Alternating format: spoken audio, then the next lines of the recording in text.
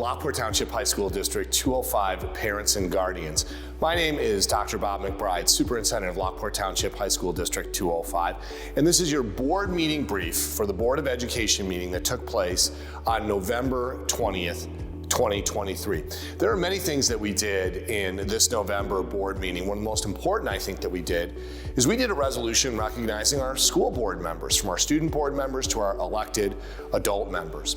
In Illinois, November is a time when we reflect and we acknowledge school board members. These are volunteers who receive no compensation, they run for election, they serve you. What an amazing contribution to democracy. So we took a moment to reflect, congratulate our board members on their service, and thank them for being volunteers in your community, representing your interests with one of the most important assets you have, your high school district. During the board meeting last night, we handled many of our customary issues, but in my superintendent report, I believe we dealt with 3 issues that are very pressing, very consequential for you as a parent and a community member.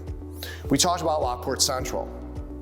We had a conversation about this year's tax levy, and we discussed our rental agreement, our intergovernmental agreement with Lincoln Way School District 210, so that we can occupy Lincoln Way North as long as we need to. First, let me share a little bit about what we discussed regarding Central. We began with our architect, Eric Sickbert from DLA, who went over where WJE, forensic architects, currently are in their assessment of this building. We received a new map of this building that really showed that most of it is green or lime green. What does that mean? Low to really no risk in terms of the ceiling structure. But we also had areas that were coded in orange that are areas of concern. And only 3 rooms in this entire building that were coded red with real concern, and we've already demolished the ceiling structures in those rooms and intend on replacing them. We dialogued with the board the question of how much repair to do now in those orange sections. Those ceilings aren't failing, but they have the same construction method that did fail in room 310 on November 1st. The direction we received is to really go back when we get a final WJE report and take a look at what it would take, both in terms of time, cost, and planning, to repair all of those orange sections of this building in terms of ceilings before our students return. I think if I had to summarize where the board was, they're putting safety of students and staff above all else. But that also transitioned us into a larger question, and that's the question of Central itself. This 114-year-old structure is beloved in the community, and our board has been discussing almost for 2 years, should Central remain a school? In that discussion, last night, the Board of Education made a decision to put that question on the ballot for the March 19th, 2024 primary election, really to ask you, the voters, one single ballot question that has 2 parts. The first part is, should Lockport Central be renovated and preserved so that it remains a school and a community landmark? And should the board issue $85 million in bonds in order to do that major renovation that would preserve this building and give it a life for the next 50 years, addressing things like the ceiling that collapsed in room 310. Really, our board feels that that decision is up to you. It's up to the voters, where we go with Lockport Central. And you'll be hearing a great deal in the next coming months as we come up to that election and you, the community, make that decision. Also, we had a discussion about our annual tax levy.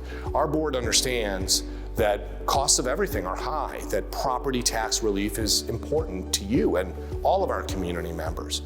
Over this entire fall, since September 18th, we've really been discussing what are some strategies in order to provide that relief and appropriately have a levy that fulfills our budget, but also keeps cash reserves when we have a situation like we have right now at Central, and we have to use those cash reserves in an emergency situation.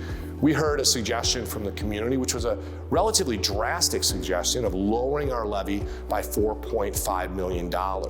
We did financial analysis on that, which really revealed that eventually in 3 to 4 years, our fund balances would be even lower than the budget we passed this year, putting us either in deficit spending or in an unbalanced budget annually. We just don't feel that that is the way to go with a conservative budget. Instead, our board decided to approve an annual levy that would fulfill our budget, but in December, when it approves the final levy, abate back to you, the taxpayers, our bond and interest payments, which is about $1.4 million annually.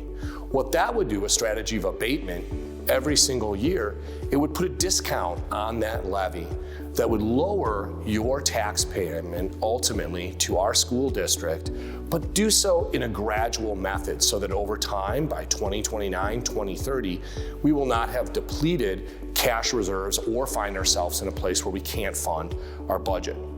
Our board believes that a conservative, gradual, thoughtful approach that maintains cash reserves, maintains a balanced budget, and avoids debt is the best way to levy and handle your money for an operating budget. We also realize that with any kind of bond referendum for Central, $85 million, that would introduce a new cost to our budget, and that is the annual payment for a new debt. We understand that on the bond and interest side of things, we will be asking you in March 19th to answer that question of whether or not that $85 million in bonds should be added to what we do annually. Finally, we discussed our agreement with Lincoln Way School District 210. That agreement is currently, for the first 3 months that we occupy Lincoln Way North, $250,000 a month. There are 3 costs rolled into those first 3 months. We're taking all of the costs of cleaning and bringing Lincoln Way North up to speed and spreading that out over 3 months. Also, we have an estimate of what are the utility costs over the next 3 months at Lincoln Way North: gas, electric, internet, everything that it costs, water to run the building. And then finally, we really don't have a rental fee. We have an administrative cost that Lincoln Way School District 210 is charging us for all of the administrative overhead that it takes to keep that open. We have, that agreement goes until January 31st, and again, we'll have to reevaluate that based on what we learn about Central, how long it will take to make the repairs that our board feels will be necessary to bring students safely back into this very building. We hope it is sooner rather than later, but we always hope that it's safer than not. Right now, everything that we do, all the examination that we have, any kind of repair, already goes towards the maintenance and the preservation of this building. So in some ways, we might even be ahead with that project. Thank you so much for listening to this board meeting brief from November 20th, and most importantly, thank you. I hope you have an opportunity in this Thanksgiving time to enjoy family, friends, rest, and good fortune. We know that we are blessed, first and foremost, to have your children in our school, and then we're blessed to have you, your children's first teacher. Every day we try to do our homework here at home. We know you are doing your homework at home, as well as what we're doing at school. Thank you so much for everything you do. Have a wonderful Thanksgiving, and go Porters.